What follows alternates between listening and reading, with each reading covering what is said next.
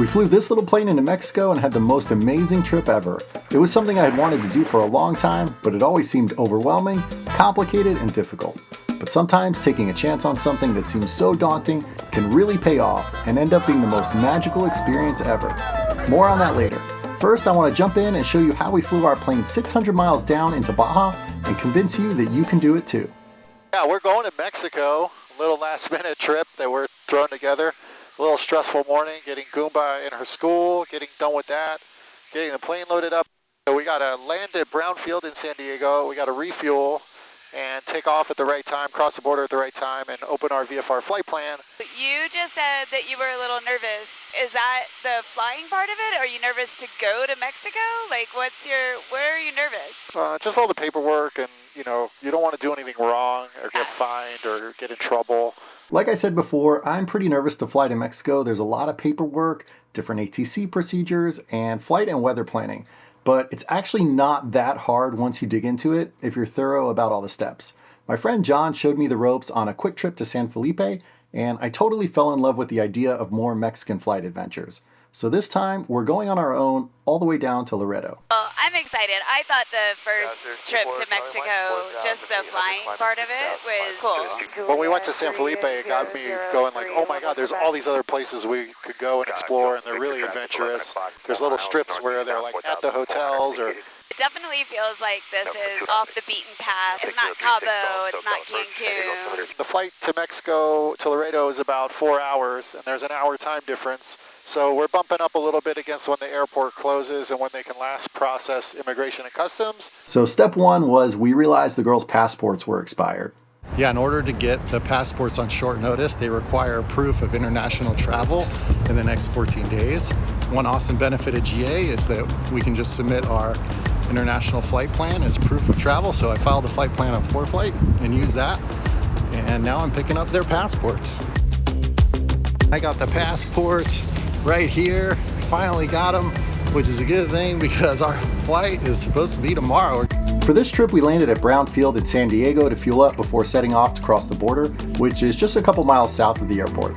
By the way, if you missed my last video, definitely check that one out. You can see our somewhat eventful flight down to Brown on this trip. We encountered a few interesting situations. Made it to Brown and fueled up. Now we're just waiting a few minutes for our departure time to cross the border and go to Loreto.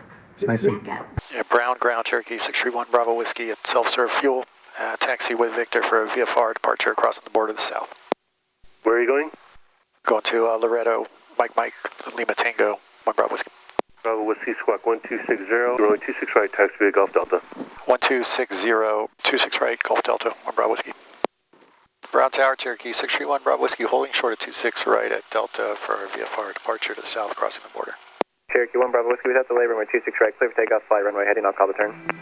Clear for takeoff, runway heading, you call the turn, 631 Bravo Whiskey. Cherokee 5 runway, let Cherokee depart, priority around. Alright, gauges are green, airspeed's alive. Alright, taking off to Mexico. So to fly across the border, we need to do a few things ahead of time. We've got to let the DHS Customs and Border Protection and the Mexican Immigration Authority know what we're up to. We do that by filing an eAPIS with each government. It's basically a passenger manifest that specifies origin, destination, and border crossing times. The other is that we need to let ATC know what we're doing by filing and activating a DVFR type flight plan, getting a squawk code, and talking to ATC before we get to the border. I had filed both the eAPIS and DVFR flight plan earlier in the day. I cover all the nitty-gritty details of how to do this stuff in a long-form video and step-by-step PDF guide on the SoCal Flying Monkey Patreon. I had activated the flight plan through ForeFlight just before takeoff, and as you saw, ATC gave us a squawk code on the ground. So with those things in place, we are ready for the handoff to Mexican ATC. But before we cross the border, I want to let you know about one other thing I always have when I fly internationally, and we're lucky enough to have them be one of the sponsors of this video. When we're traveling abroad, we all still like to watch our shows on streaming services, but a lot of times that content isn't available when you connect from another country. So we use NordVPN's virtual private network to connect to one of their US servers, so the streaming services think we're still in the USA, and we can access all our regular content or even content from another country. We also want to keep our personal information and data safe, and NordVPN creates a secure connection, encrypts internet traffic, and blocks phishing websites with just one click. It also has a new feature called Threat Protection that guards your computer against trackers, infected files, and malicious sites. I've been using NordVPN for over a year now on all my devices, and it's great to have that extra peace of mind knowing our personal information is secure wherever we go. You can get the exclusive NordVPN deal at nordvpn.com/flyingmonkey. Get a 2-year plan with a huge discount, plus 4 additional months for free. It's risk-free with Nord's 30-day money-back guarantee. So with an activated flight plan and an ATC squawk code, we were off for Mexico. Cherokee 1 Bravo Whiskey, at this time you can make a left crosswind departure to the south. Contact Tijuana Tower 118.1. Left crosswind to the south, Tijuana Tower 118.1. Bravo Whiskey. Tijuana Tower, Cherokee 631 Bravo Whiskey, just departed Brown Field, turning southbound to cross the border, 1,100 climbing to Loreto. Number 361 Bravo Whiskey, QNH 30.04, report 10 miles south of the station. Okay, we'll report 10 miles south of the station, 3004, 1 Bravo Whiskey. Correct. You guys see the border? And we're in Mexico. So there's the Tijuana airport right there on our left. Oh, cool. I think I messed up that first radio call, but it was fine. I just don't remember what the order of stuff is supposed to be, but I was a little nervous. The initial contact to Mexico ATC and to a Mexican airport tower is a little different. I pretty much got it right, but have since created an awesome Fly to Mexico and Back checklist that's available at the Flying Monkey shop, and it's got all the right info on it. 1 Bravo Whiskey, contact approach on 120.3, have a nice flight. 120.3, 1 Bravo Whiskey. Most of the airspace in Baja is uncontrolled with the exception of a few TCA Class D areas around Tijuana, Cabo, and La Paz. These are similar to US Class Ds but a lot bigger, and we just need to be talking to ATC. There are also a few restricted areas to watch out for. You might have noticed that the IFR altitudes are very high due to lack of radar and radio infrastructure, so almost all of the GA flying is VFR only. Tijuana approach, Cherokee 631 Bravo Whiskey, 4 miles south of Tijuana, 3,200 feet, climbing 7,500 feet.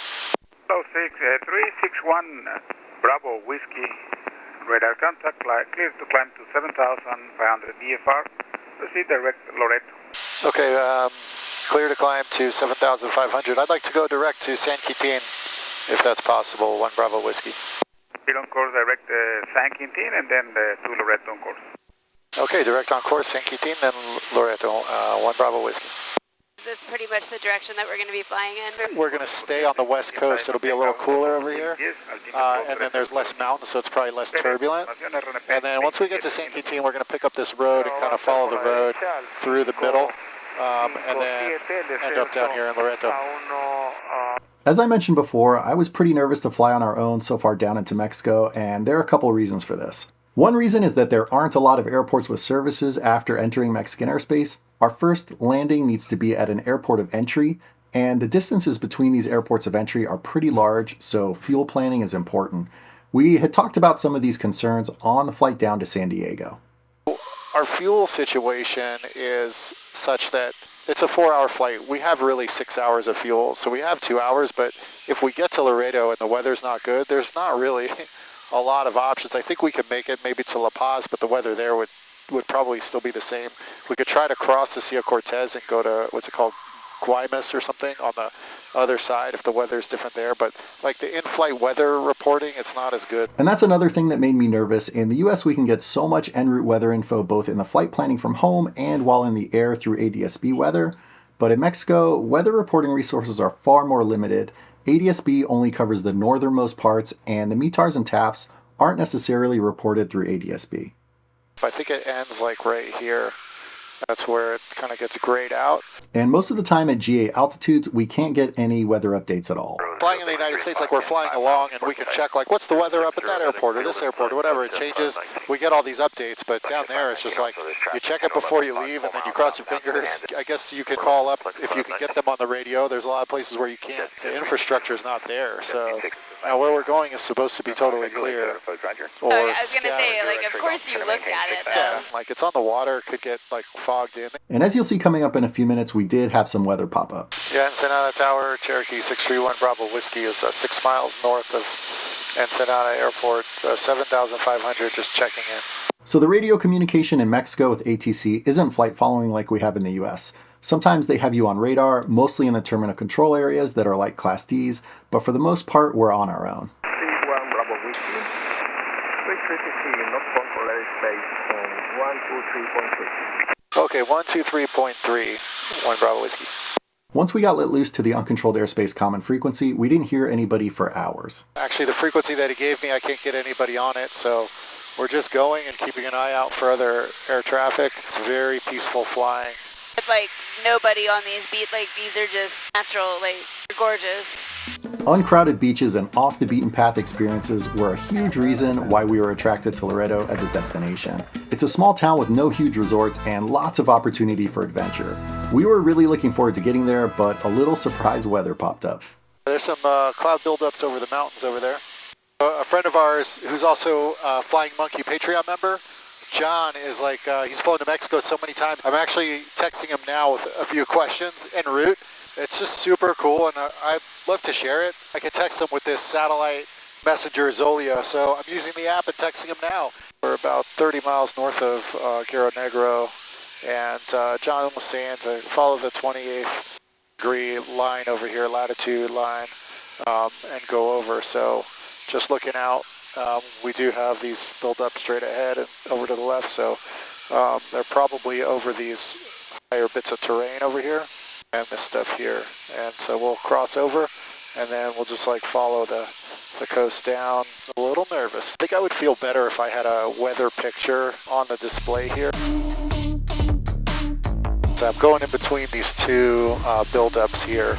It looks like I got a good shot to get to the other side. They're isolated or scattered thunderstorms. You can really kind of see where they are. What's really amazing is that you can see the Sea of Cortez here and the Pacific Ocean back there. So I can see both sides all the way across the peninsula from this altitude. All right, we made it to the east side of Baja here. This is the Sea of Cortez. And now we're just gonna go down the coast to Loreto. We've got these buildups off to the right here, over the mountains, but we can avoid those by staying over the water a little bit here.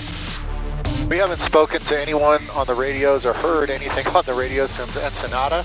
But we're just about 50 miles from Loreto, and I'm gonna contact the tower, and from what I understand, the first call is just supposed to be position, our point of departure, and how many people we have on board. I'm not sure if you're supposed to put your altitude in there, but I'm just going to do those three things and then see what more information they want. So I'm switching over to Loreto Tower, 1184 there, and I'm going to call them up. I'm nervous about this. All right, here we go. All right. Loreto Tower, Cherokee 631 Bravo Whiskey, 50 miles to the northwest. We departed Brownfield, USA. We have 4 people on board. 361 Bravo Whiskey, roger.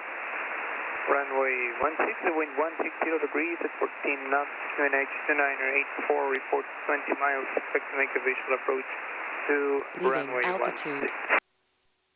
2984 on the altimeter, and I'll expect to make a visual approach for runway 16. Thank you, 1 Bravo Whiskey. Hey, good job. All right, you did it. That seemed to be what they wanted. He didn't ask for any more information, did he? Oh, yay. Yeah, it's so different than the U.S. It's kind of hard to believe that like we're 600 miles down into Mexico here. This is awesome. The procedure is like when we land, we have to stay with the airplane. You can't get out and go somewhere. There's going to be like military people, and there'll be dogs, and they might search the plane. They're going to have machine guns and stuff. All that's like totally normal. Okay, this is just the process of what they do here. All right? Okay. So that little island, I think, is Coronado. Yeah. So we'll be going there by boat. Nice. So we're at 2,900, we're descending. All right, I see the runway, so I'm going to get lined up. Wow, that's beautiful. I can't believe we're all the way down here. Crazy. Flying our own airplane down here. Like, man, this is amazing.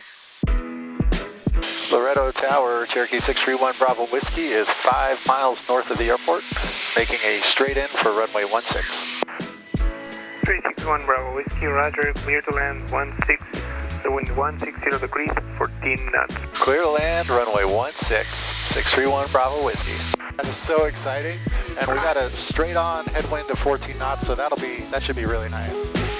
All right, we got gas, undercarriage, gears down, mixture, set power, good, props forward, seatbelt, safety items, switches, we are all good.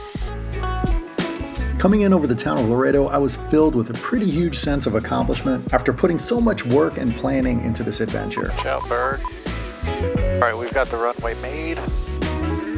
And I felt ready and prepared to clear customs and immigration.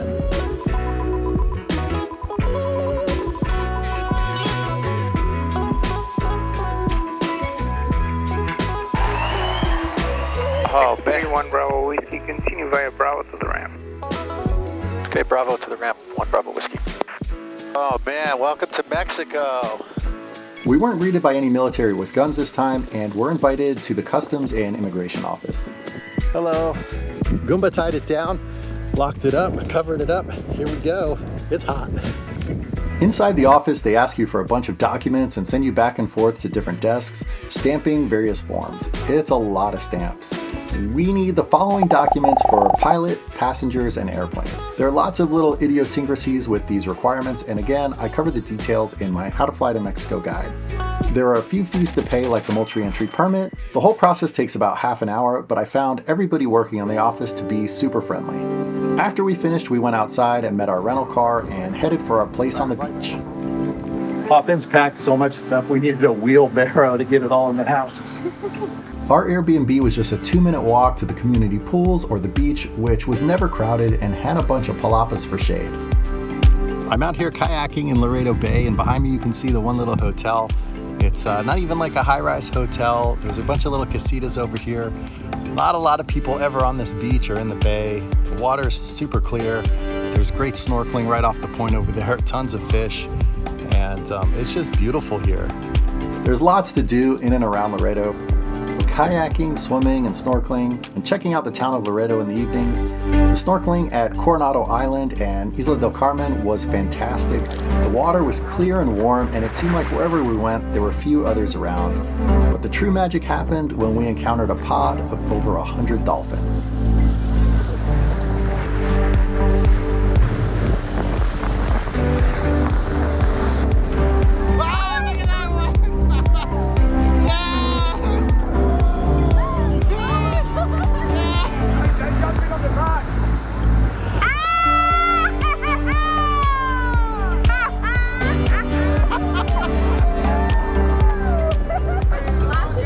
Alright, we gotta take a closer look at this guy right here.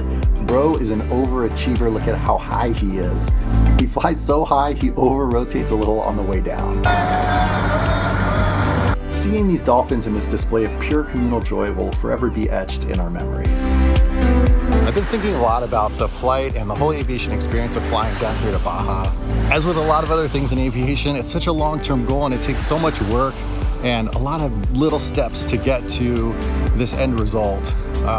There's so much planning that goes into this kind of a trip and research and everything, and sometimes it can seem overwhelming and daunting along the way, but sticking with it really pays off. The feeling of being on short final to that runway all the way down here on almost the end of the Baja Peninsula really can't be beat, and it's kind of hard to describe. But I just encourage anybody who has these like long-term goals, whether it's aviation or not, but specifically in aviation, if you've got these long-term goals to go after them step by step. Keep your eye on the prize, because it's so worth that feeling when you get there. And of course, the journey along the way is super fun as well. The procedures for flying back to the US are a little different than flying into Mexico. Let me know if you want me to cover those along with the flight back in a future video. In the meantime, I've put everything in a step-by-step guide and video presentation on our Patreon, so come join us for all the nitty-gritty details. Thanks for coming along on the journey with us.